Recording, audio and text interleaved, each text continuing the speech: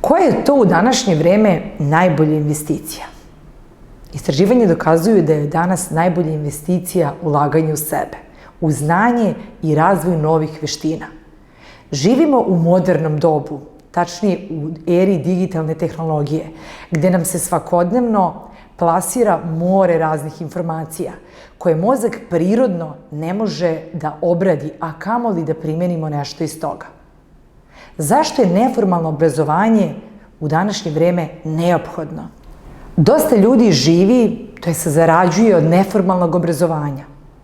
Formalno obrazovanje nam je neophodno da bismo pronašli željeni posao, a neformalno obrazovanje je potrebno da bismo zadržali i napredovali na tom poslu. Razlika između formalnog i neformalnog obrazovanja.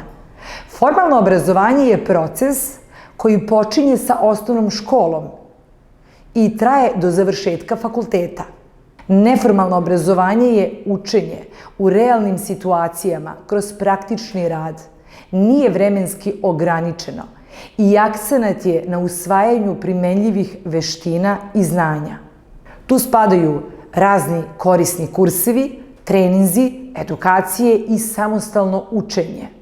Neformalno obrazovanje se u današnje vreme jako brzo prilagođava potrebama tržišta i polaznicima pruža dosta korisnih veština i znanja.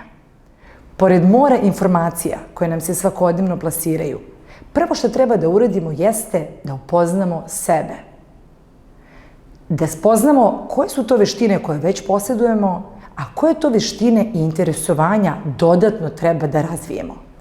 Neki misle da nešto ne mogu ili ne znaju, ali kada se putem našeg individualno kreiranog programa upoznaju sa svojim veštinama i interesovanjima, kao i veštinama koje je potrebno da razviju, shvate u stvari koliko oni mogu i koliko znaju.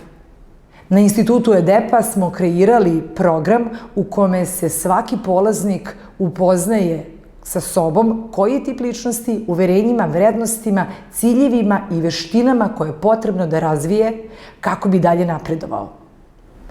Prijava za individualni program počinje od 5. novembra, a više informacija možete pronaći na našem sajtu.